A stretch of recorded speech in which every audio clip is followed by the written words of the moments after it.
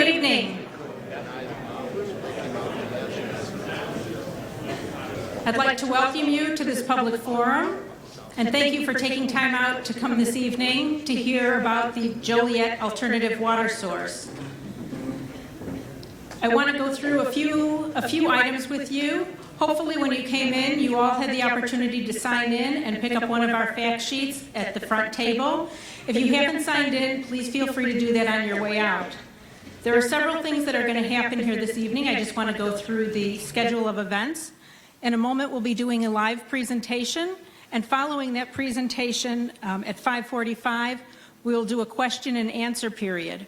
If anyone has a question, please fill out one of these blue cards and hand that to a staff member. We'll make sure we read all of those, and our panel will answer your questions.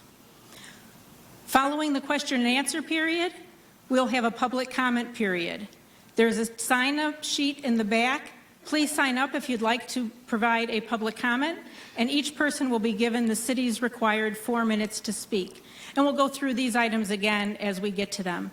Right now, I'd like to introduce Allison Swisher for our presentation this evening.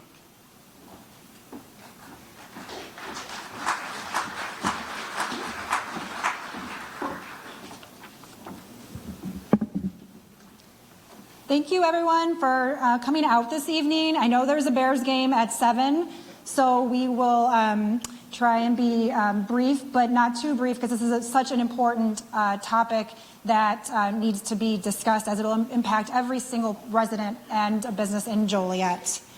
So again, my name is Allison Swisher. I'm the Director of Public Utilities for the City of Joliet, and today I just want to give you a very brief presentation overview of the work we've been doing for the past 18 months trying to identify a new source of drinking water for the city.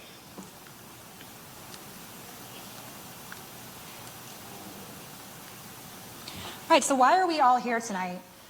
This slide just shows what the current problem is. Basically, the source of our current drinking water, which is the deep aquifer system, is being depleted at a rate that's not sustainable. As you can see from this graph, it's currently projected that by 2030, we will not be able to meet the maximum day demands of the city. So to try and tackle this issue, we decided to do a study that would look at all potential alternatives for new sources of water. Many of you might have heard of this situation from the past. I know it's been something that's been talked about as long back as the 70s. So in trying to do this study now, we wanted to take a fresh look and make sure that all possible alternatives were considered, given that there's a new environment in the water world as far as regulations and permitting requirements. The study was done using engineering best practices to allow for an unbiased comparison of all of the alternatives.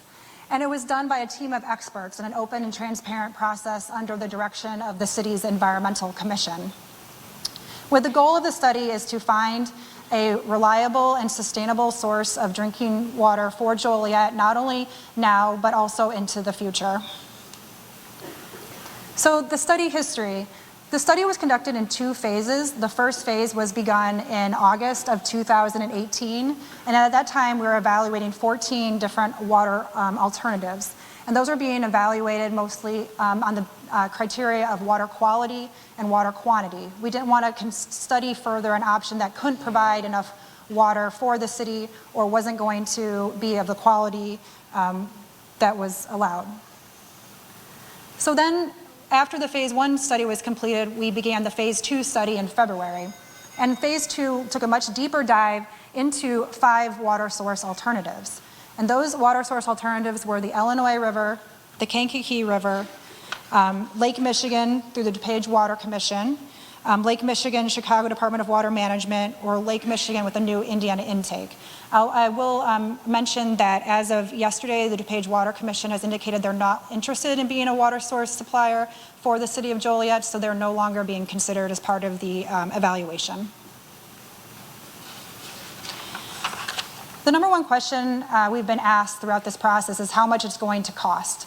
But it's very important that we look at criteria that are not only solely based on cost. So in phase 2, we focused on the following non-cost criteria. The first one was raw water quality. It's important to understand what the raw water quality is of a potential source because that's important in gauging the amount of treatment that is necessary as well as the type of treatment that you have to do to result in the same finished water quality. The next criteria is sustainability and water quantity. As I mentioned before, it's important that we have enough water for Joliet, not only for now, but also in the future. The next criteria is implementation risk. So there's risk with any of the options. However, there are some that have other risks that need to be considered, such as the additional risks that come with permitting and constructability. And that comes with whether you have to have a water treatment plant that requires additional permitting or also constructability of working in an urban environment. So all of those potential risks were considered in the evaluation. Next, we have operations and maintenance. So once we have this new source, we have to operate and maintain that. And there's different levels of responsibility and liability then. For example, owning and operating and maintaining infrastructure outside of the city, whether that's the transmission mains or potentially the water treatment facilities. So that O&M factor needs to be factored into the evaluation as well. And then lastly, we have control. The various options have different levels of control. So will Joliet have complete control to make decisions related to the water source and rates, or will that be limited if we went with a purchased water alternative? So I know that information was a lot of information to be presented briefly, but there is more that was back on the boards that I hope you had an opportunity to discuss. So cost. I know everyone is very concerned about how much this will cost. And it's important to understand when looking at cost that it's not just the cost for construction. You have to consider all of these cost components and to factor in the total cost of water for the evaluation. So you have financing costs for borrowing money. You have operating and maintenance costs, as I mentioned, to operate and maintain the system. And then you also have the capital improvement costs, which is the construction, which I think everyone can understand that component of it. And then lastly, there's water supply costs. So for some of the options where we would be purchasing water, there would be that additional water supply cost. And so all of these factors get added together, and those were the total cost of water, and that was the information presented on the boards in the back. So I think there's been a lot of questions since we first started talking about costs for the water alternatives about what actually will be increasing. And so I wanted to take a moment to explain to everyone when you receive your utility bill each month what the components are on your bill. And so as you can see, water is one of three components of your bill. I know we often refer to our water bill as all three of these, but actually when we talk about your water bill, it's only referring to the portion in blue. Your water utility bill also includes sewer and garbage. So I wanted to clear up that piece of information because I know a lot of people heard that the rates could double or triple, but when that was mentioned, it was only referring to the water portion. So an average customer who uses 7 units of water monthly, that bill is made up of $25 is garbage, $40 is sewer, and $31 is water.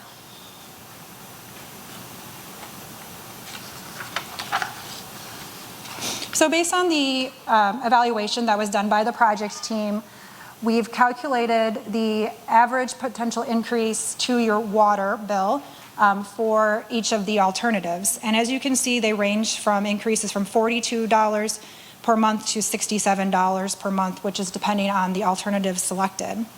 And so again, this is only an increase in the water portion of the current bill.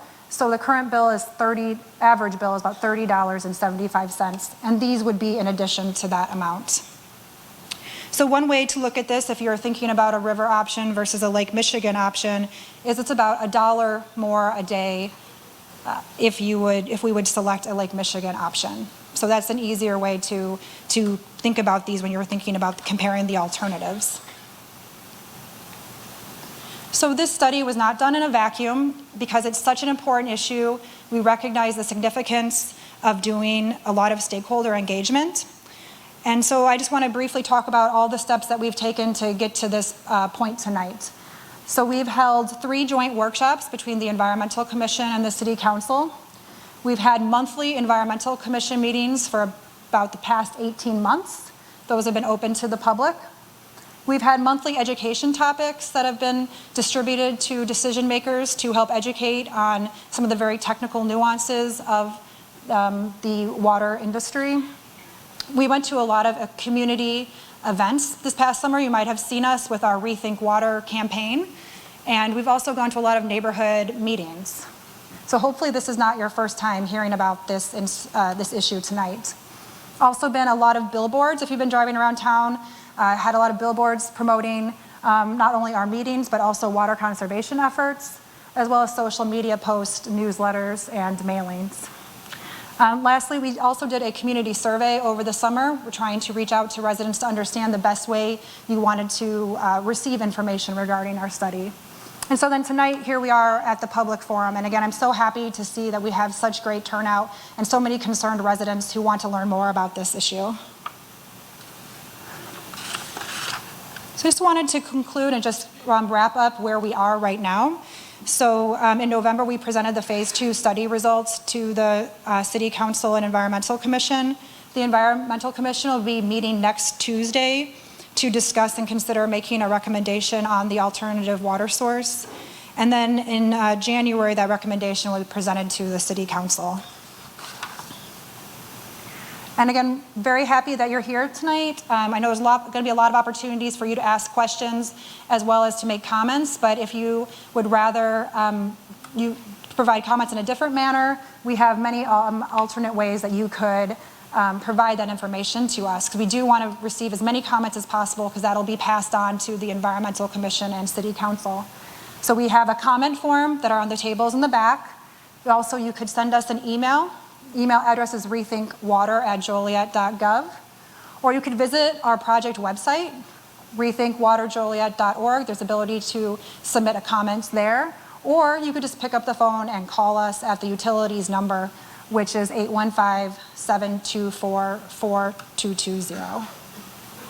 So again, thank you for coming, and we'll switch to the question and answer session now.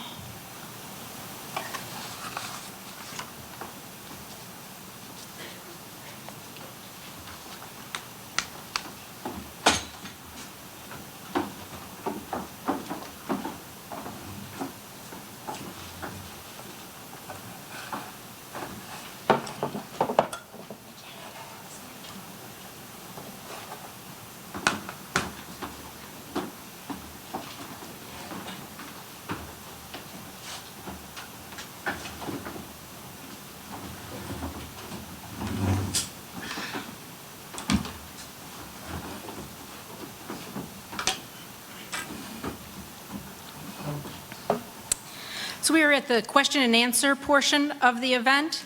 If you haven't had the opportunity to fill out one of these blue cards yet, you can raise your hand if you still have a question that you'd like to ask. There are staff members in the audience that will come around and give you a blank card and then bring that up to us so that we can ask your questions.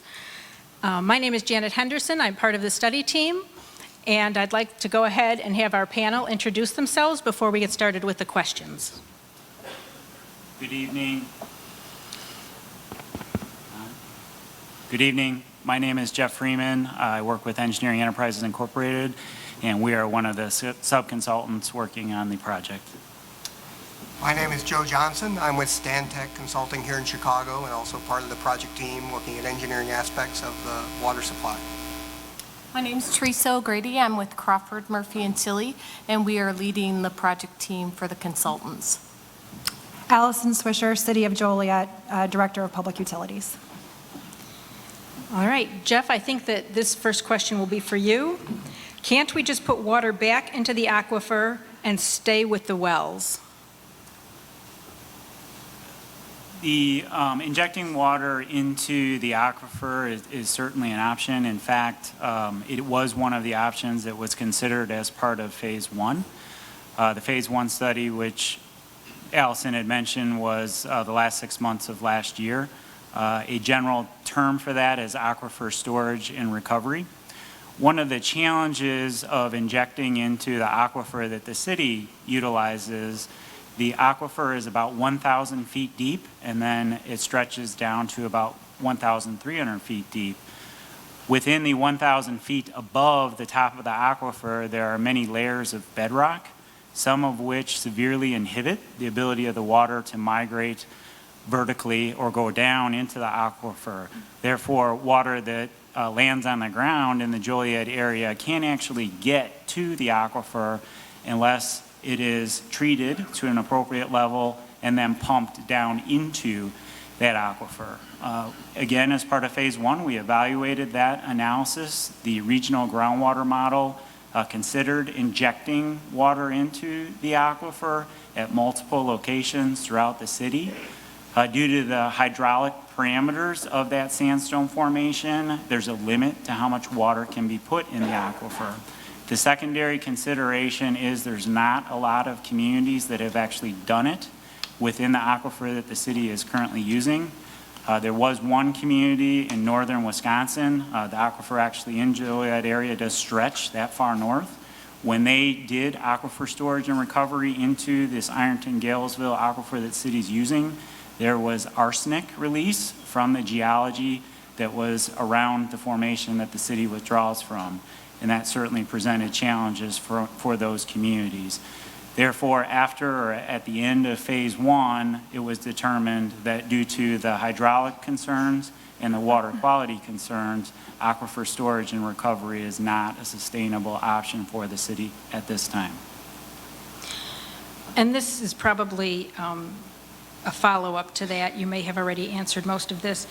For an aquifer, will they still have access? What is the time estimate to replenish if possible? Would different vegetation improve or replenish? The area aquifer draws from, is there a modern version of individual cisterns? Regarding displays, is there an effective filtering available? I was told the runoff from grass is almost as much as from concrete. Planting groundwater cover was very effective in reducing sump pump activity. Okay, I'm guessing I'm not going to be able to answer all those in one shot, but I'll try to get as many as possible. So yes, once the city right now, they use the deep aquifer the majority of its water. The city has 21 deep wells. They actually also have 5 shallow wells. The vast majority of the water that is pumped and then treated and distributed is through those deep aquifers. Not only Joliet, but several surrounding communities are also pulling from that aquifer, and if you stopped at our first station with the panels, Nick probably gave you some background on that. Once Joliet, who's one of the higher pumping communities in the area, again, there are others, and then there's actually several industries that are pulling from that aquifer, but once Joliet goes off the aquifer, and especially if other communities do as well, the water levels in the aquifer will recover. So what that means is the water levels will go up, and in some cases, hundreds of feet. We were able to work with the Illinois State Water Survey, who has that groundwater model that I spoke of earlier. They were able to see that in the model, that there will be a lot of recovery, and then we can depend on that in the future, especially as a backup source of supply for some of the alternatives. The second part, I believe, of that question was again related to, can we capture water on the surface and find ways to get it down into the aquifer? Due to, again, the bedrock formations that are above it, that would certainly be a challenge. The only way that you could get it there is probably through a well hole that is drilled down to the 1,000+ feet. When we were evaluating it, we were considering using the city's existing wells, not only to withdraw the water, but to inject it. You have to keep in mind that when you're going into the Class 1 aquifer, the water that you put in there has to be potable water quality. So any rainwater that you might catch on the surface, you would have to treat it to the point where you would actually be able to drink it. And therefore, then you could put it down in the aquifer. The same goes as if you pulled out of the Des Plaines River. You would have to treat it to the level that anybody could ultimately drink it, because you wouldn't want to contaminate the aquifer that you and your neighbors might pull from in the future. I get most of them. I think you got it. Joe, turning to you, I read in the newspaper that the costs are all wrong. How can we trust these costs? Are they accurate? So the purpose of this study was to go through and develop comparative costs for all these different options so that folks in Joliet could understand what the relative costs were. The project team invested a lot of time and energy over the course of the study to gather information on the costs, follow really industry standards to develop costs for the construction. I think as Allison mentioned earlier, after the construction costs were developed, we had an independent firm look at those and give us comments. So I think you should understand that we're very confident, we're very confident in the accuracy of the cost estimates and the robustness of the study. The construction costs are based on mapping of routes, typical unit costs taken from recent projects, bid tabs. Our costs for operation and maintenance are based on costs from other utilities that are currently operating similar sized facilities. And the costs related to the purchase of water and the cost of buying water from other communities or other systems has been based on those discussions with those communities. So there's an exhaustive set of data that's been used to develop the costs, and I'm happy to go through details with anybody that wants to sit down and go through those details. But we're very confident in the reliability of the costs as a basis for comparing the alternatives. Another question related to cost. How much more is estimated monthly cost will this new source of water have to current homeowners? So Allison had presented a chart in her presentation. There's a board in the back, thank you, that shows the calculations we had done. Early on in the study, when we talked to the Environmental Commission about costs, people clearly indicated that the way they wanted to understand those costs was in terms of the impact on an average bill. So we went through the costs, figured out how would the capital costs be financed over time, what would the typical annual operating costs be, what would the purchase water costs be, and the cost increases that Allison laid out in 2030 when the project is complete would be on the order of $42 per month up to about $67 per month. And those are for the Joliet only options. So it is a significant increase, but as Allison pointed out, when you think about it in terms of the cost of water, we're talking about $1 or $2 a day to have reliable, clean water brought to your house.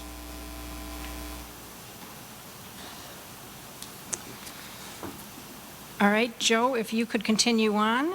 Do we have to get permission from the other Great Lakes states to use water from Lake Michigan? So Illinois is an interesting place. There are regulations that govern the ability of communities to take water out of Lake Michigan and not return it. And most of the communities in northeastern Illinois that use Lake Michigan water do not send their wastewater back to the lake. We send our wastewater actually to various rivers that drain eventually into the Mississippi River and down to the Gulf of Mexico. That's what's called a diversion. We're diverting water out of Lake Michigan and sending it to a different watershed. In Illinois, there was a Supreme Court decision in 1967 that set the amount of water that the state of Illinois can divert out of Lake Michigan at 3,200 cubic feet per second. It's a little over 2 billion gallons a day of water. And the Illinois Department of Natural Resources is charged with managing that allocation. So they have a permitting program where every community that wants to use Lake Michigan water has to obtain a permit from the state, and they track the amount of water that those communities use and are allocated to use.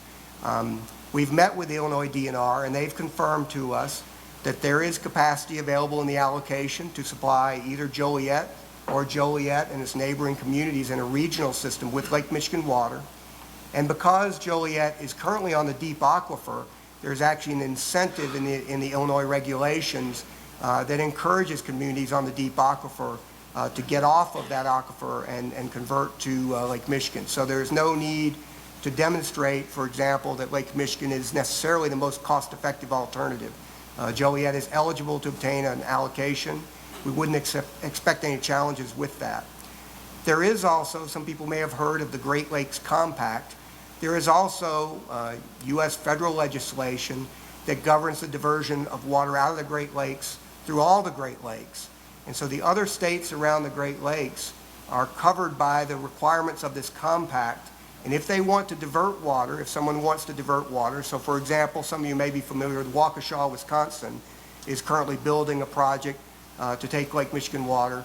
Waukesha in Wisconsin is required under the Great Lakes Compact to return an equal amount of water back to the lake under the compact.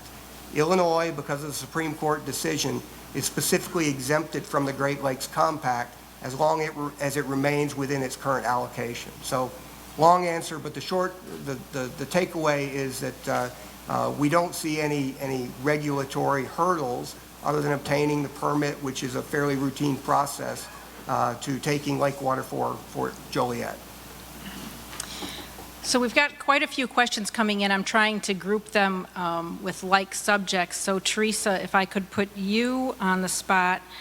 I'm going to read several of them, and then we can go back and repeat them if we need to. Will river water treatment catch all the harmful chemicals, cancer-causing, from the different plants and runoff? Why is the city even considering the Illinois River? It's radioactive from the power plant and so polluted that even the Asian carp can't survive. Was the Fox River ever an option? And if not, why not? Has there been any laboratory pilot tests done to determine if the water from the Dresden Pool can be cleaned to acceptable standards to be drinkable? Why is the Kankakee River still on the list? I heard that the river can't meet the demand. Why did the DuPage... Okay, we'll come back to that part. Can you discuss the concerns regarding the Dresden Pool and the possible radioactive material found in the water in this pool? Okay, so I'll start with probably the easiest answer regarding the Fox River. We did look at the Fox River as part of Phase 1. Through that, we looked at what's called low flow conditions, which means when the river is at a low flow, the city in their permit, if they did go to Fox River, would not be able to use the water once it went below a low flow condition.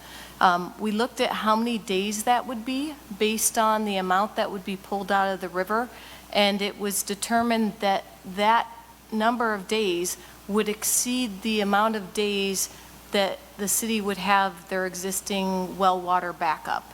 So through the Phase 1 study, we concluded that the Fox River would not have sufficient capacity, especially during those low flow conditions, to supply the needs of Joliet. So it was excluded during Phase 2 from further consideration. So there's a lot of questions about the Illinois River and contaminants and pollutants in the Illinois River. One of the things I tell people is that no water is pure. As you're looking at waters, whether it's rivers or Lake Michigan, it wouldn't be anything that you would drink, just pulling it out of the water source. Everything has to be treated. We did look at the contaminants found in the Illinois River, the Kankakee River, Lake Michigan, to see whether they would be treatable. And in fact, as part of the Phase 2 study, we did river water sampling and looked at any of those contaminants that could be in there. And it's an exhaustive list included in the Phase 2 study report. But we looked at what was in there, and it was determined based on what was found in the rivers that it was treatable with typical conventional and normal type of treatment processes. There would have to be, if any of the sources are selected, there would have to be additional sampling to prove that it could be treated to drinking water standards. But at this point, based on the sampling and the testing done during the Phase 2 study, it appears to be treatable and to the same finished water quality for any of the options. So if you took a treated river water sample versus a treated Lake Michigan water sample, you probably wouldn't be able to tell the difference between them just from taste. So there's been a lot of questions about Illinois River, in particular Dresden Pool, because of the Dresden power plant there. We did look at that as part of the Phase 2 study. Their Dresden power plant has an NPDES permit where they use water from the Kankakee River for cooling, and then they discharge to the Illinois River. And we looked at not only the amount, it's all regulated through IEPA and the NPDES permit, but also through the Nuclear Regulatory Commission. So we looked at historical levels of what would be considered radioactivity, and in particular tritium, that could be released. And we compared that to drinking water standards, a maximum contaminant level. And basically what we found was historical levels being released through that cooling water discharge is significantly less than the maximum contaminant level allowed by the drinking water standards, but also significantly less than the radioactivity you get from normal everyday activities like standing in the sun or being in front of a TV or getting an X-ray or flying on a plane. The risk in relative terms is not there. They did have one, what they called a release of tritium, but even that was fractions of the drinking water MCL. So if there was a catastrophic release, one of the things that we included in the Illinois River alternative was this online well backup supply. So if there was anything found in the Illinois River, the city could switch to completely well water until that got cleared up. So that's built into the alternative. I'm sure I'm forgetting some questions. What did I miss there? No, I think that you got that. I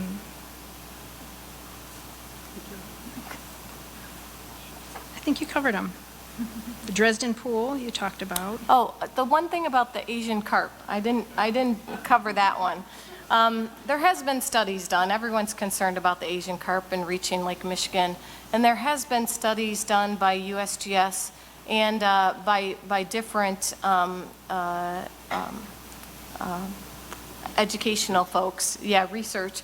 And what they found is that they've called this the leading edge of where they've found carp, but they're not finding spawning.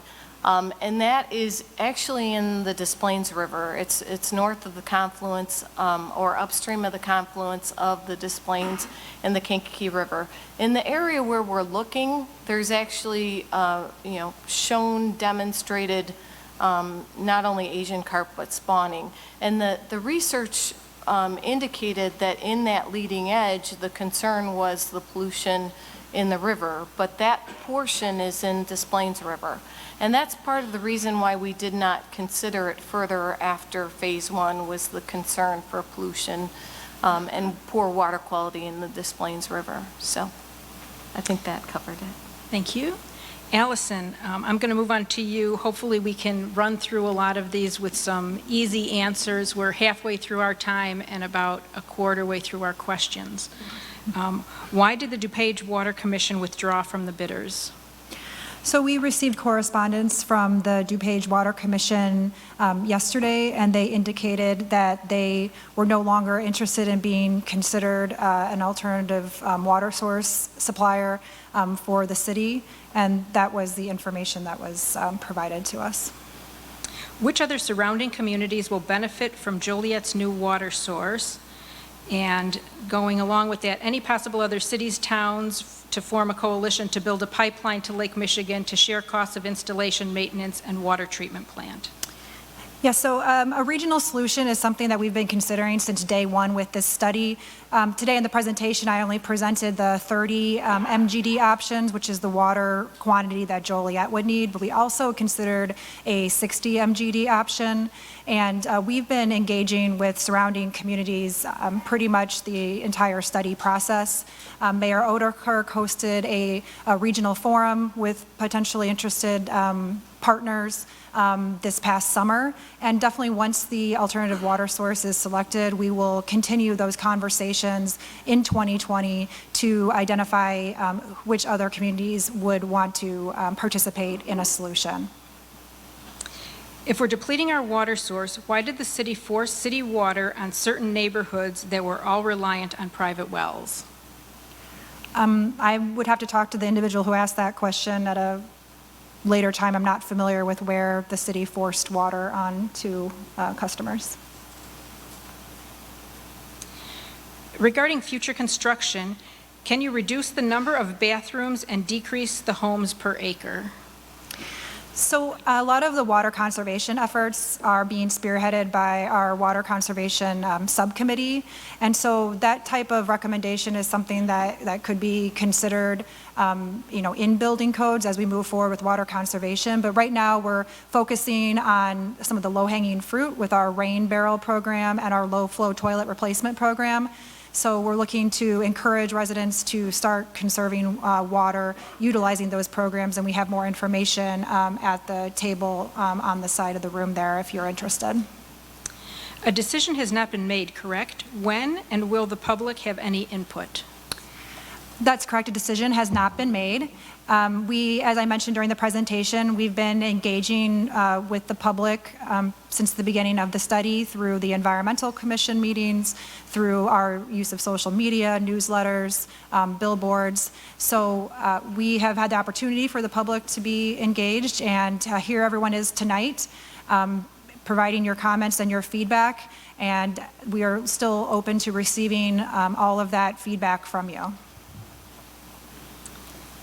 I have heard that one of the options involves selling water to surrounding communities. This will cause the city to pay up front for infrastructure to distribute. Is this true? And is it possible for the additional communities to help pay for the cost up front? If not, how do we know that they will buy from us once we set it up? Yes, that's a good question. That's something we'll, as I mentioned previously, as we move into 2020 after an alternative water source is identified, we will start those conversations with other communities. And then before there's a decision made on the size of the infrastructure, we would have agreements in place from those communities. And then we'd also have to consider potentially, if we would, the city want to incur costs for future potential customers that aren't willing to commit within the next year. The next two I'll read together. They're both about conservation. Can we look at more restrictions for watering lawns? And can't everyone just conserve more water so that the Kankakee River can be used? I'll answer the first question and Jeff can answer the second one. So the city already does have a lawn watering restriction, the even odd watering days, so you know what day to water your lawn. So that is in place. Further restrictions at this time, are not necessary. However, if an option would be selected, or if there was a time of drought, we would at that time look to implement further restrictions on watering.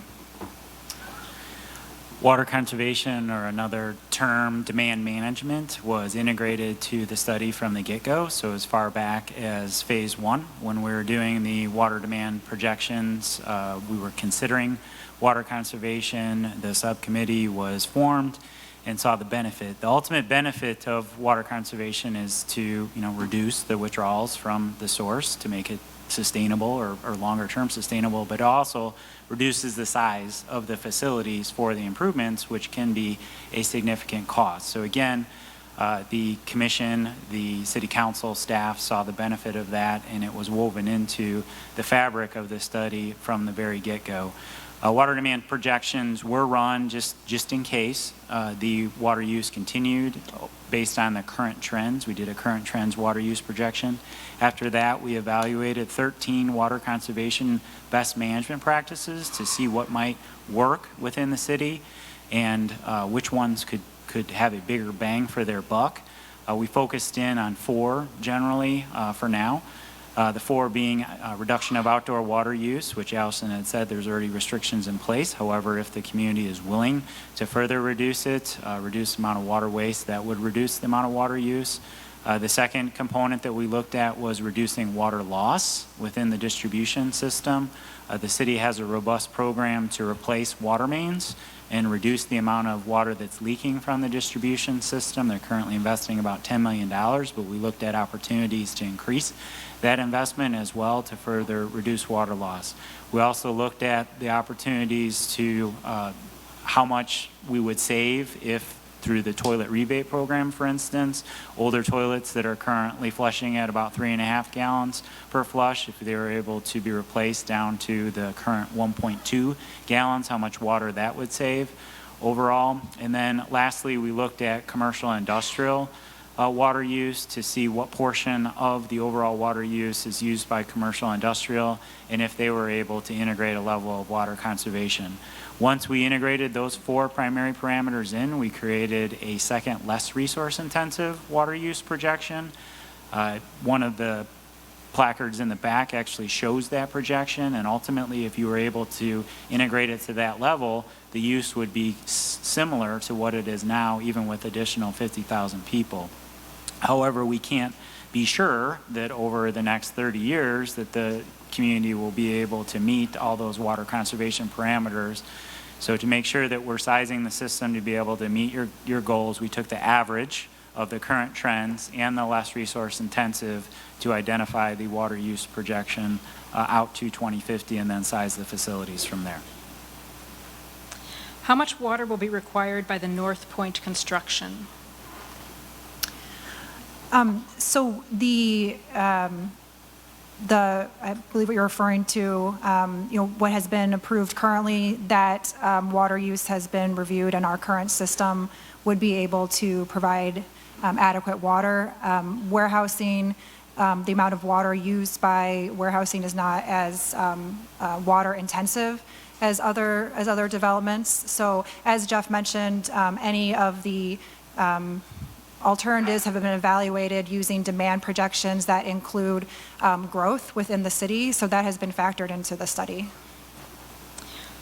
Why does the Fairmont Receiving Station require an intake so far away when the river is right west of it?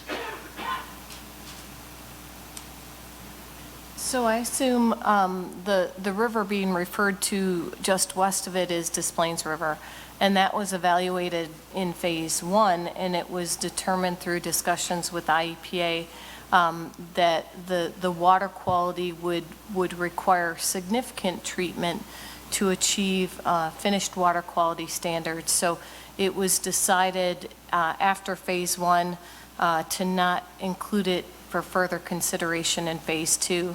So what we focused on was the Illinois River and the Kankakee River in Phase 2, which is significantly further away than the Des Plaines River. What percentage of water is used by industry versus households, and can that usage be separated? In general, about 35 to 40% is non-residential as to what we have seen. So the remainder in that 60 to 65% is residential. And then what was the second part of the question? Can you separate the usage from Yes. industry and household? So certainly from the city's water billing software, they know what residential accounts are connected and therefore can determine how much is being used by residential, and then each one of the other accounts are established for their land use as well and can separate that out too. All right, Joe, let's come back to you.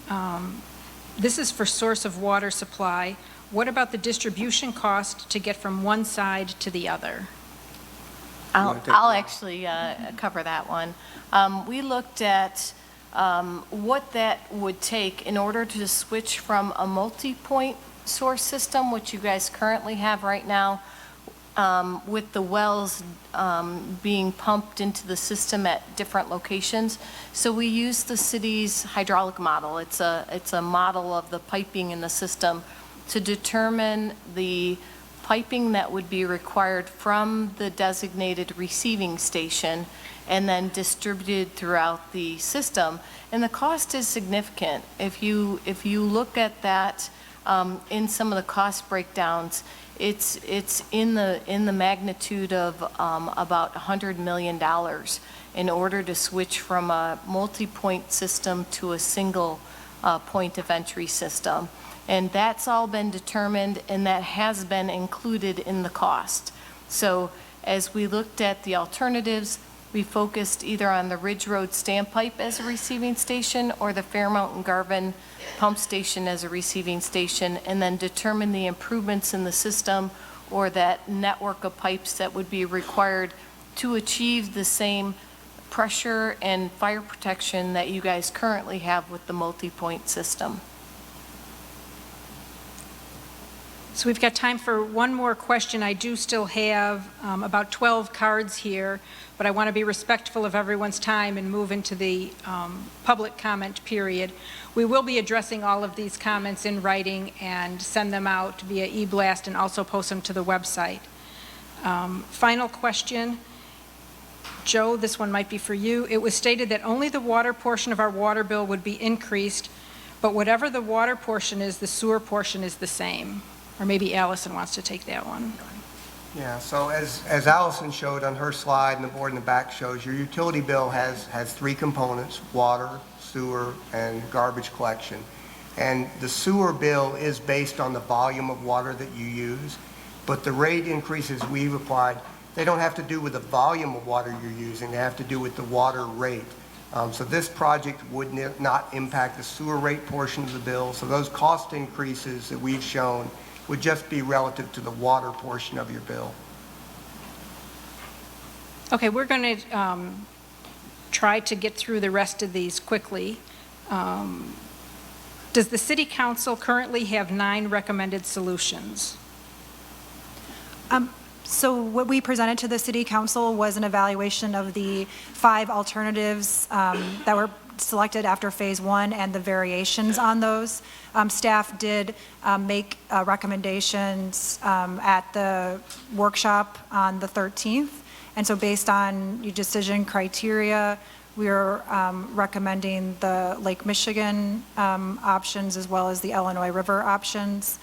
And so I'm not sure where the 9 alternatives reference came from. Will Joliet be able to profit from selling water or tapping onto rights to the pipeline system? So as we've been talking a lot about potential regional options, if we were to have a regional option, everyone benefits, as there would be more users to distribute costs across. So I believe that was the intent of that question. How many years will the Illinois River last providing water to Joliet? And if other municipalities hook on to the Illinois River, will it cause Joliet to have to look for a new source again? Yeah, so when we looked at the, not only in Phase 1 but Phase 2, we looked at, again, that low flow condition, and that really is where it is limited in flow. And for the Illinois River, the number of low flow days is annually is 1 or 2 days a year, with the maximum, I believe it was 12 days a year. So it is not anticipated, because the well water backup can provide 2 to 3 months of backup supply during low flow conditions, that quantity from the Illinois River would not be a problem in the future. All right, I think that this one is also going to be for you, Teresa. Are the committee members aware of an intake structure along the Kankakee River that supplied water to the Joliet Arsenal by a pipeline? Could we use this structure to take water from the Kankakee River and pipe it east to Route 53, then pipe it north to Hickory Creek area to join the existing pipes? The land from the intake is already owned by the state. This would lessen the money for land acquisition. An assessment of the intake and pipes would be needed, but the land is there to be used. It borders Blodgett Road. Yeah, so one thing that happened between Phase 1 and Phase 2 study was, again, regarding that low flow condition, the level was raised by IDNR, which means when in Phase 1 we were looking at the low flow condition being the 7Q10 flow, which is a technical term, but basically it means that they want a baseline flow in the river. That got raised to 600 CFS going from Phase 1 to Phase 2. And in doing that, it it increased the number of days that the river may not be able to be used on both an annual basis and a potential annual maximum basis. So that's why for the recommendation that staff has made, they have not recommended the Kankakee River because of the number of low flow days in this new 600 CFS condition. So, so in that respect, using an existing intake off the Kankakee River, it would limit the amount of growth that the city would have and would not be able to be a regional solution for that 60 MGD alternative. Allison, why did the city waste everyone's time for 17 months when the mayor was telling everybody that this is going to be Lake Michigan water before the study began? I have not had any conversation with the mayor in which he said that we were going to have Lake Michigan water. He formed the Environmental Commission for the very purpose of evaluating all of the alternatives. And I think as you've demonstrated tonight, that is what we've done. We hired a team sitting up here today that each of them specializes in a different source of water. Teresa has focused on river water, Joe has focused on Lake Michigan water, and Jeff has focused on groundwater. So that was really important to us that we have a very unbiased comparison of the alternatives so that everyone could believe that this was a defensible study. Teresa, what cities or villages presently use the Illinois River for potable water? So right now, Illinois River is used by Illinois American in Peoria, and that right now is the closest community that uses the Illinois River for their raw water source. Why does the DuPage Water Commission think your cost estimates are exaggerated by at least $100 million? We haven't had the opportunity to talk with them about specifics. We've offered to sit down and go through our estimates. As I indicated before, we're very confident in the source of the costs, and without specifics, we don't believe there's a basis for a claim that our estimates are off by that much money. Are the council members residents of Joliet? Oh, sorry, excuse me, the commission members. The commission members are made up of residents of Joliet as well as people who own property within Joliet. Who will make the decision on where we get the water? The Environmental Commission will be making that recommendation, but ultimately the decision is made by the City Council. And what criteria will be used to make that decision? I think all of the criteria that we have presented tonight, the cost criteria as well as the non-cost criteria, and then as we discussed at the workshop, there's other non-technical factors such as all of the input that you're going to be able to provide tonight to the council and the commission. How much will this raise our property taxes?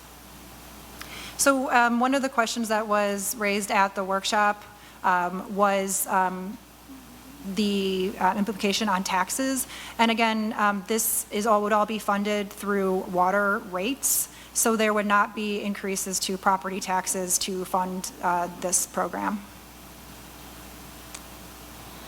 Not sure I understand your projections.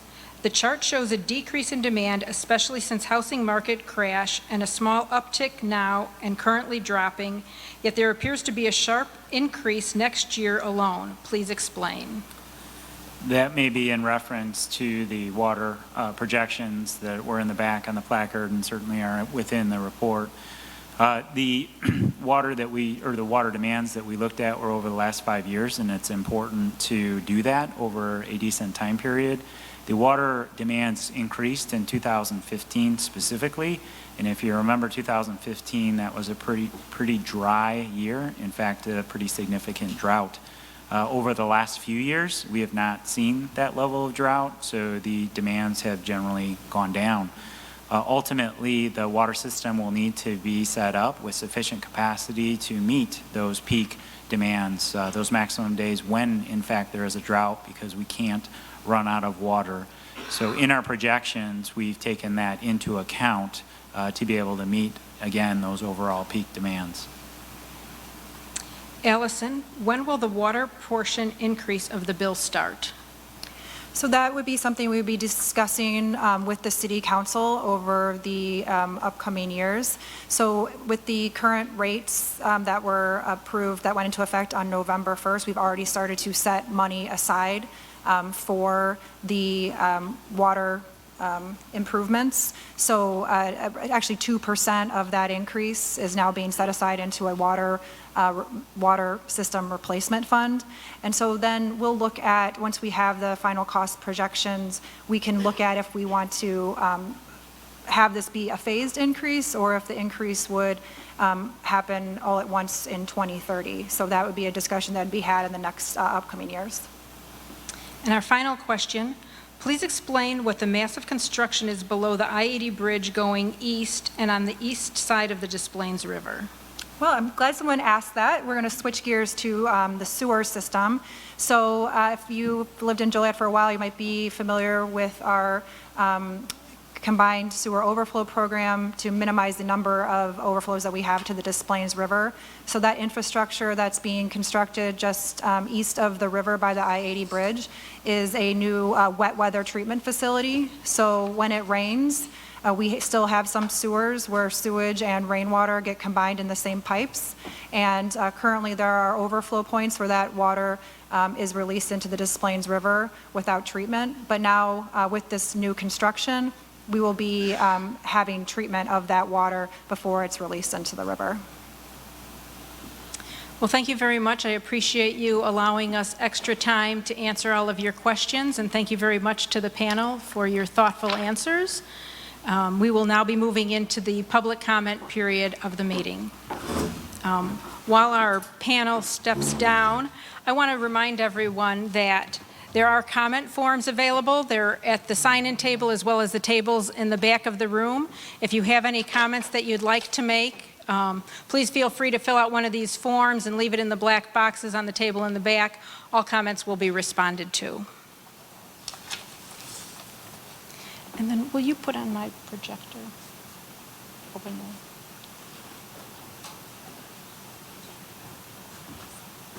the... Mm-hmm. Yep.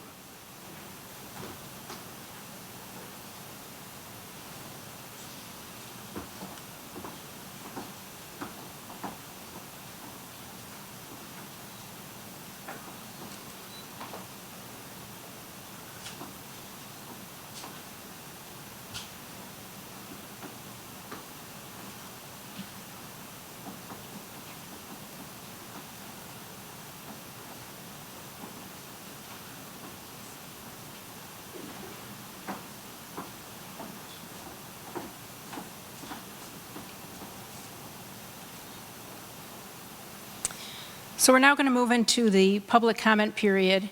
And I just want to make sure that everybody understands the process that we have for this evening. It's very important that we all are respectful of the comments other people make, that we maintain our composure and wait for our turn to speak and then speak in turn. When your name is called, please approach the microphone. I will give 2 names at a time so that the next person can be in line and ready for their comments when it's their turn. Each person will be given up to 4 minutes to speak. My colleague, Tracy Morse, is sitting at the front of the room. When you have 30 seconds left, she will hold up a yellow card showing you that you have 30 seconds left. And when your time is up, she will flip it to the red side of the card, indicating that your time is over.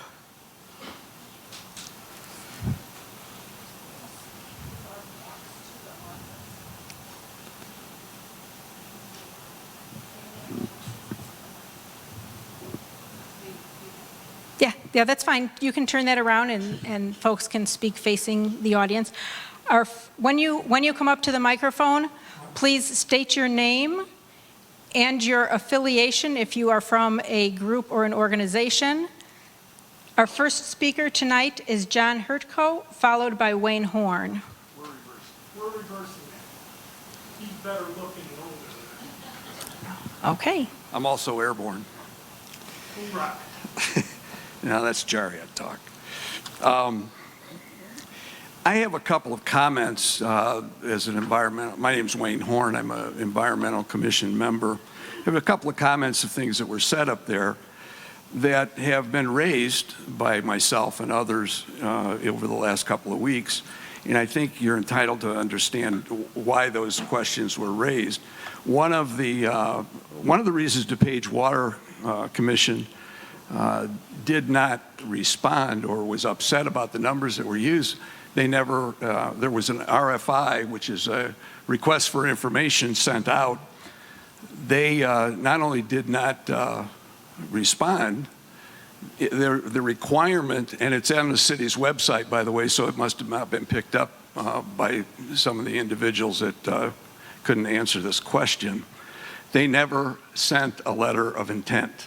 It was a requirement. It was not done. That's why they were very upset that numbers were assigned to them, that they were told that they were still in the mix. They were not. The same thing, by the way, is true of Aqua Water, Aqua Illinois. That was, they also did not send in a letter of intent. Again, this information is at the city's website. This raises the question, in my mind, as a member of the commission who has to make this recommendation, about whether or not these are accurate and realistic numbers. Certainly, DuPage Water Commission has a reputation. They're an award-winning regional water source in the country. They have a lot of credibility. They disagree with those numbers. I think that raises a very valid question. My question, though, at this point is, how long is it going to take to bring the non-revenue water loss from 28% to 12%?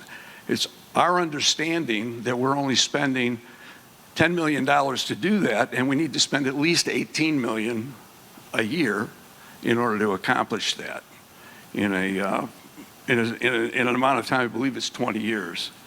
So we're going to have to spend even more money just to get to the point where we can use the lake, if that is the decision that's made. So I'm curious about if we're going to spend that money. I don't know if we're entitled to an answer about that tonight, but it's something to think about. Thank you.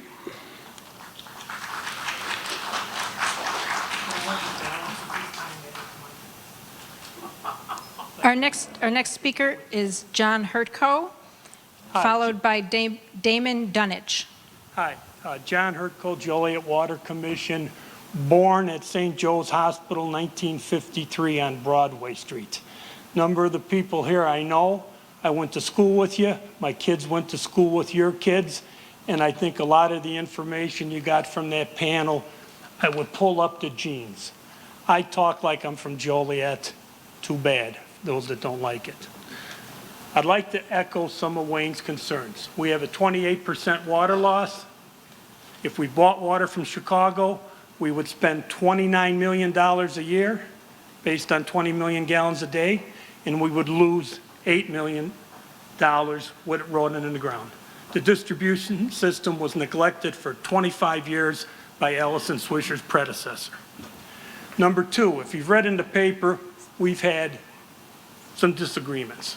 Okay, that's democracy. I would like to echo some of the things that Wayne said. Number one, the DuPage Water Commission and all of this process, it has to be accurate.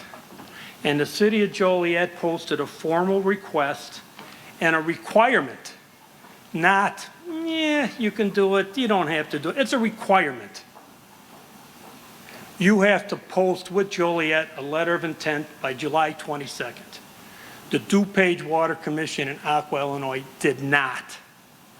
So when I hear Allison say that, it was today, I can't agree with that. I'm from Joliet. Honesty means something.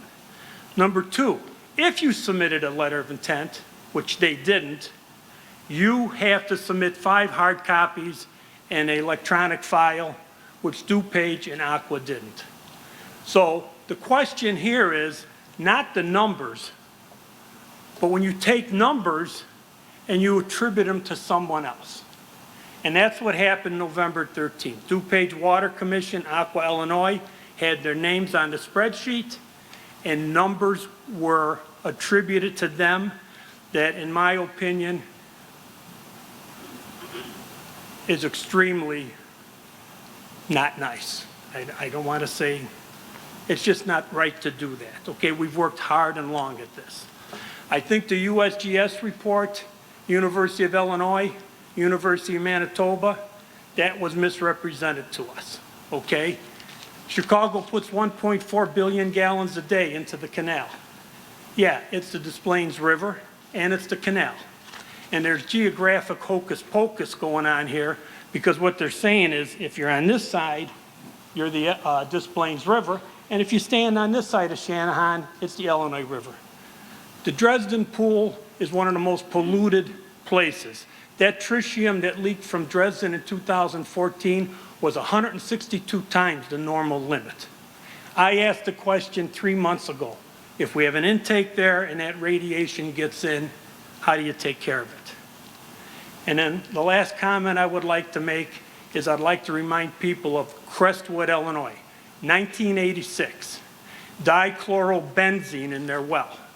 They were going to switch over to lake water, but some genius said, nah, what we're going to do is we're going to blend it with lake water. 2017, people were dying, neurological disease, Parkinson's disease, and people went to jail, and people died from that. So if you're going to mix well water with that Dresden pool water, and then the wells are going dry, remember, that will be a nightmare. So the last thing I have here is a letter to Allison Swisher. Do I have to stop? I got 1 minute from him, don't I? Can I just finish this? Thank you. Just one thing. Thank you. I would like, and I'll tell you what, That ain't right. if the city had, No, time's up. okay. Thank you. Did a good job. Damon Dunich, followed by Kathy Nazio. Hello, this is Damon Stunich from Joliet. Joliet has embarked on a course to replace the existing water source based on a report by the Illinois State Water Survey that says the deep wells will not likely be able to meet the increased demands by 2040. The report also states that in order for the aquifer to be viable long-term, withdrawals must be reduced by at least 40%. Nowhere does it say Joliet should scrap this system that has served the area so well for over 100 years, yet that is what is proposed with all the current plans. The current plans would be very costly to implement, could negatively impact Joliet's bond rating, and significantly raise water rates. Let's not be swayed by outrageous claims that the aquifer is doomed and that the only option is to triple our rates. We should look to Aurora for a great example of prudent water stewardship. Over the past 25 years, Aurora has reduced its use of the aquifer by over 50% by doing two things. It added the Fox River to its water mix and developed a conservation plan that reduced consumption per person from 126 gallons per person per day to 80. Coincidentally, Joliet right now uses 126 gallons per person per day. If Joliet embarked on a similar plan to Aurora's and combined that with efforts to reduce the water loss from 28% to less than 10%, my thoughts mirror both John and Wayne's on that, our current needs would drop by 34%. That's a huge drop in our needs for Joliet. Future needs could then be met by supplementing the current wells. Back in 2000, John Mezzera and staff was ready to switch to the Kankakee River.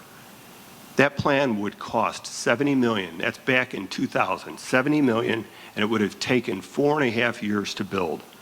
That plan had a reservoir component.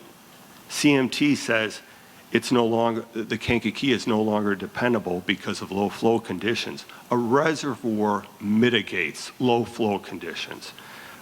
Stantec right now is working with the city of Atlanta on the Bellwood Quarry. It's a quarry that was formerly owned by Vulcan Materials to mitigate the low flow conditions in the Chattahoochee River.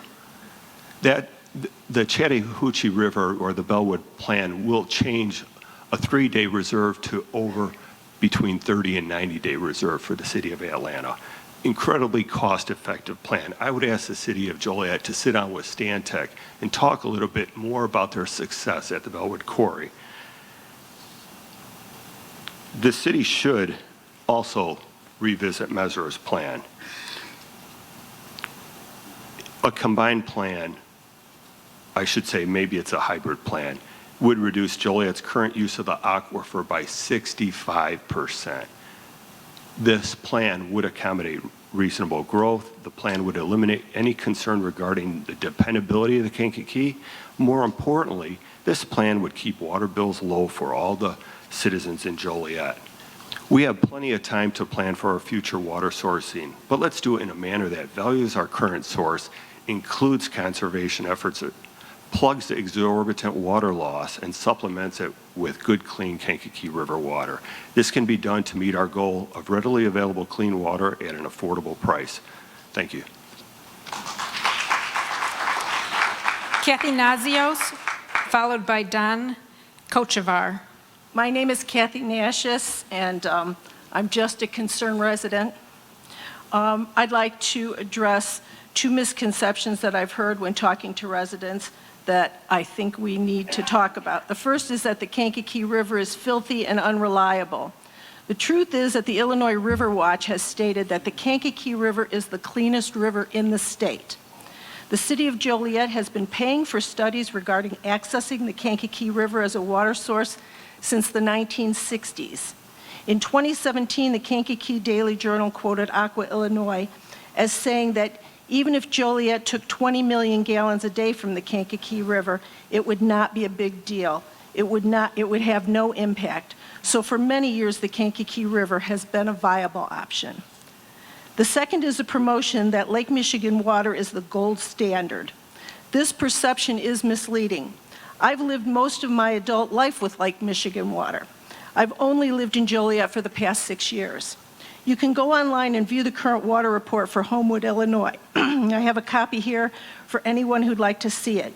Page 6 of the report contains a few of the most frequently asked questions. Why is the water sometimes cloudy? What is that pink stuff in my bathroom?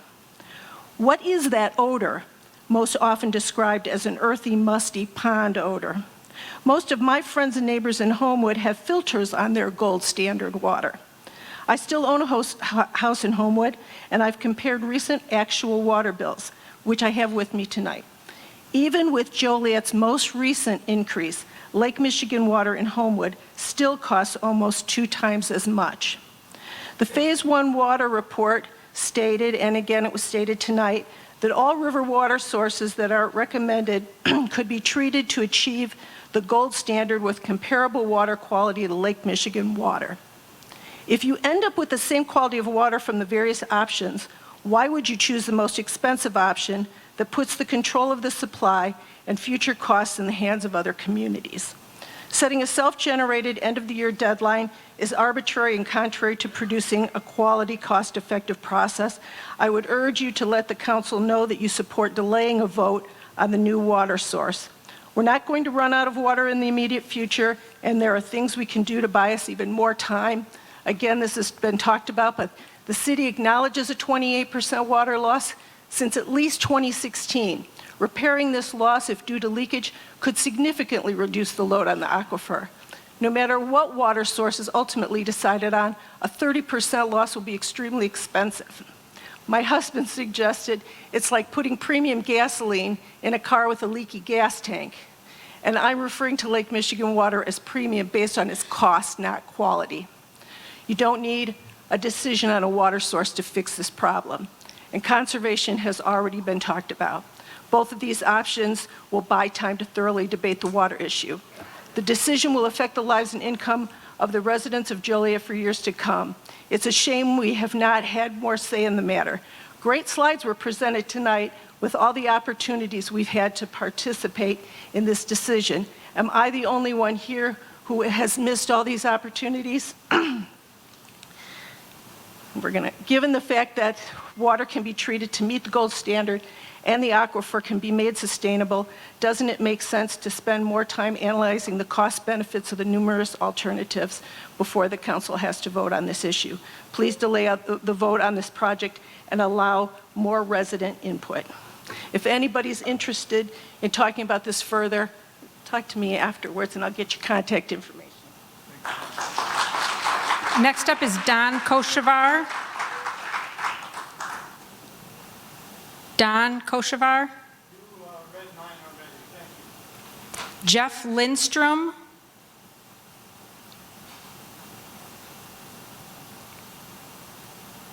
Followed by Jim Maudick.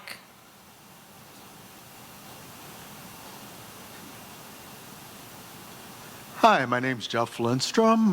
Thank you for the presentation we had so far. Thanks for all the people for coming out here. So I was the former chemist for the city of Joliet for over 30 years. I was in charge of testing the drinking water and running the laboratory. So some of the information here is kind of sketchy as far as lake water, river water. They're very different. I mean, completely different. River, when we have a rainstorm, the stuff can be pitch black. Plus, different sources come into the river at different times of the year.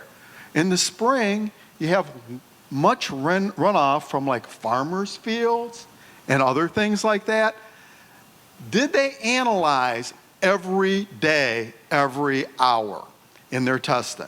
This is the question somebody should ask. And for how long did they do that? A year? A day? So, you know, test results that you go, hey, this is historical stuff from this person and that person. You have to do a lot of testing. Number two, a river in their cost estimates has sediment. Sediment has to be disposed of. I'm not 100% sure on the laws, but I believe that cannot be put back in the river. And so if that's true, or if it should be toxic waste, the cost could be unbelievably high. Another big question is bacteria and protozoa. So people say, protozoa, what are you talking about? Cryptosporidium is one of them. Cryptosporidium killed people in Milwaukee, and that's from a lake source. Lake source is very different. A lake does not change that much, and when it does, usually they have intakes like every 50 feet for, 100 feet. So there's pretty good chance that you can find clear water. There's less bacteria and less cryptosporidium per amount, and if there's sediment, disinfecting these things is intensely hard. Now, there are ways to do it. I'll agree with the people on the commission. There are ways to do it. But better not make one mistake. Because if you make a mistake, thousands of people got sick from cryptosporidium in Milwaukee. Not a few, thousands.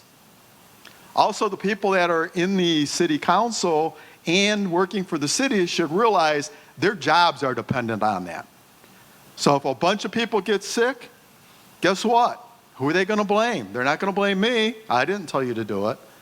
So I would say Lake Michigan is a better source.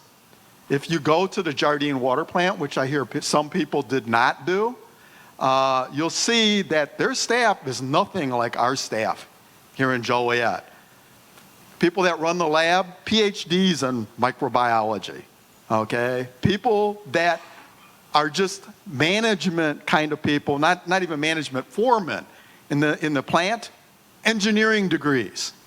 These are not just normal run-of-the-mill people. These are the top of the top. Why? Because they know they could lose their job. And then one final point on this water loss. Why was last summer Gale Drive running to waste for a month and a half at full volume? You want to talk about water loss?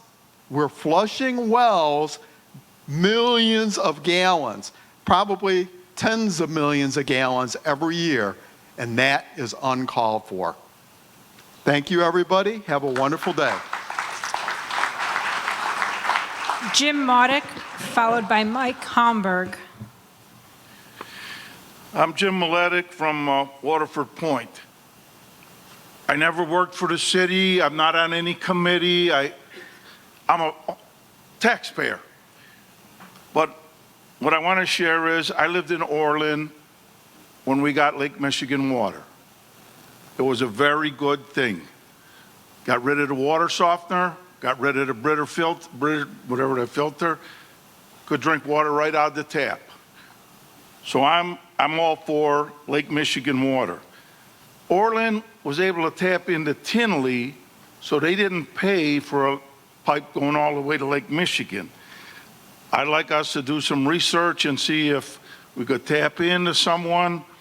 And yes, while you're digging, make it big enough that if in 2 years Plainfield wants to buy water, you've got it. It costs more to redig than it does one time put a bigger pipe in. Thank you. Mike Homburg, followed by Ben Komar. I'm Mike Homburg. I'm just a resident of Joliet, a taxpayer, somebody's paying the water bill. I hope the city council does not consider going to Chicago to get water. Hell, Chicago can't finance themselves. So we'll be paying an exorbitant amount of money so that Chicago can benefit from us. And whatever you decide to do, let's do it right the first time. We don't need to be coming back here in 20 years telling me that, gee, now we're going to have to spend $6 billion because we didn't do it right the first time. Don't be frivolous with our money, but spend it responsibly like it's your own family money when you're out here doing this to set up this water. And, you know, I don't know who's right, if we, Lake Michigan, river water, but I mean, you know, it seems to me like the Lake Michigan water would be infinity. We'd never have to worry about running out of that as long as the quality's there. So I would just ask the city council to be considerate of my pocketbook when we're taking on this venture with the new city water. Thank you. Ben Komar, followed by Mark Kaufman.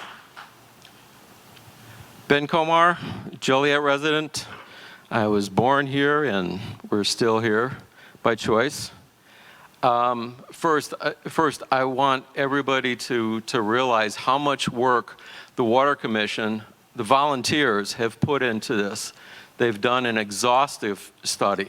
I mean, you can argue about, okay, there's maybe something that was missed or something that was added or something that was extra, but they've done a fantastic job. So, you know, in your head, give them a hand.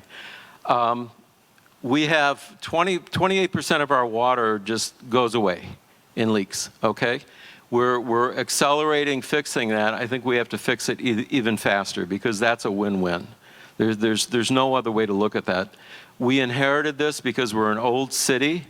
It's nobody's fault. We have old water mains and we're fixing them and the city's doing a great job. We have to accelerate that. Okay, so let's step back a little bit and think about what we know. 20% of the world's fresh surface water is in the Great Lakes. The world. 90% of North America's fresh surface water is in the Great Lakes. 90%. We're next door practically to Lake Michigan. To not seriously consider having our own pipe and our own infrastructure to tap into Lake Michigan water for our future, I think is not the wisest thing. I think it's actually the most cost-effective and the best value for our future. And think about this a second. This is a gift to Joliet, and I'm not kidding. I'm a Lake Michigan sailor. I've spent over 25 years sailing on the lake, and I listen to what people talk about. There is one thing that is an incredible gift to Joliet. We are not required to replace the water we take out of the lake. Do you have any idea how huge that is? That's absolutely incredibly huge. We have an incentive to get off the deep well aquifers. I mean, they're saying, get off and get on, Lake Michigan water. If you look at the 50-year total cost, there's a great, all these charts in back here are great. You look at the 50-year total cost of Lake Michigan water with our intake and our infrastructure, I believe that's the best value of all of those options when you consider cost and you consider the quality of the water. Joliet, for our future growth, needs Lake Michigan water, and we need to be in control of it so we can dole it out to somebody else in the future. If you look at the other communities that are on the chart in the corner that are on Lake Michigan water, we're looking at Bolingbrook, Homer Glen, New Lenox, Plainfield, and Naperville's not on there. There are a number of other ones. When you say the name of those communities, think about the quality of those communities. And if you think that having anything but Lake Michigan water is going to be a good thing for your future real estate and your investment, water is the new oil, folks. Water is the new oil.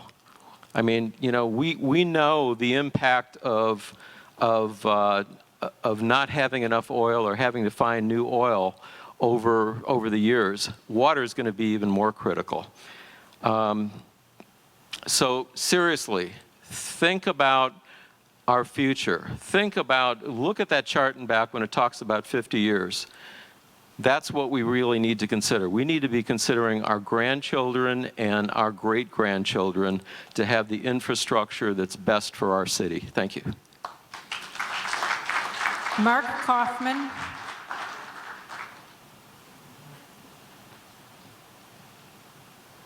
Hi, everyone. I'm Mark Kaufman. I'm one of the environmental commissioners, and I'm a professor at Joliet Junior College. I teach English, but I am an environmental volunteer as well. That's how I got onto this commission.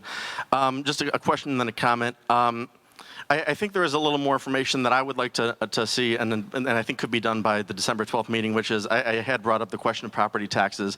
I don't know if that was understood completely in the sense that I don't think it was going to be a matter of funding it. I do think we should, if we can know or project if our property taxes would raise as a result of having one of the Lake Michigan options as a perceived value raiser. So would we be paying more in property taxes as a result, and can we figure that into the equation?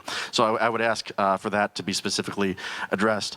Otherwise, a question is, another financial matter though is, what projected income might we make if we are able to sell the water? And would that be perhaps, reinvested? Would it be returned? And so those are some significant financial issues that I would like to hear, and then I would feel completely satisfied that we have all the information that we can have. And then just otherwise as a comment, I think this has been a very positive process for me, in my viewpoint. I think my fellow commissioner, John Herko, said it well. It's democracy. We're going to have disagreement, but our government didn't have to do this. They could have just done it in a single meeting in a city council, and that would have been it, right? And we've been working on this for 2 years. None of the volunteers in the commission have been paid. It's because we care and we want to get this right. And it's been great for me to see that. And to look at this room full of people and that are involved and interested and care. I think this is how it's supposed to work. And so I'm just very encouraged by the process, and I'm glad everybody's here. So thank you.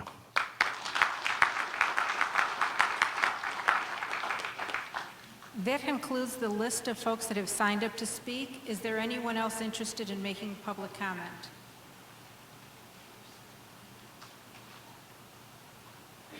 Well, thank you very much. We appreciate your attendance here this evening. Oh, hold on. We've got one more person that wants to come up to speak.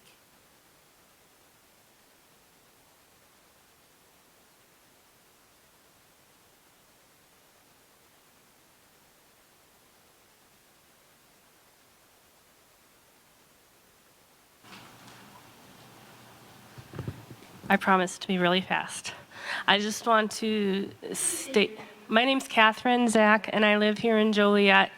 I've only lived here for about 2 years, but I've lived in Will County for the last 30 years and living in Frankfort prior to this.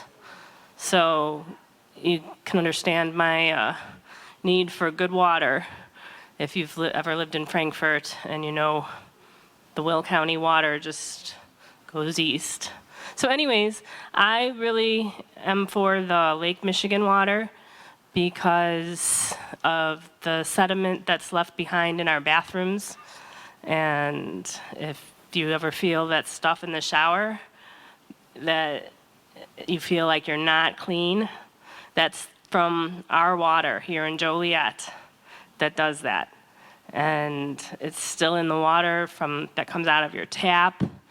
And Lake Michigan water is much cleaner and much higher quality. So I really hope that people, despite the cost, it's really a much better quality water. Thank you. Thank you very much. We appreciate your time coming out tonight. Again, the staff will still be around. If you'd like to look at the exhibits or you want to have any one-on-one conversations, please fill out a comment form. You can take it with you and mail it back to us or leave it here this evening. All of the materials that were presented this evening will be available on the project website tomorrow. You can also submit a comment through the comment website. Thank you again. Have a good evening. Yeah, this is online, and we'll have it on all next week.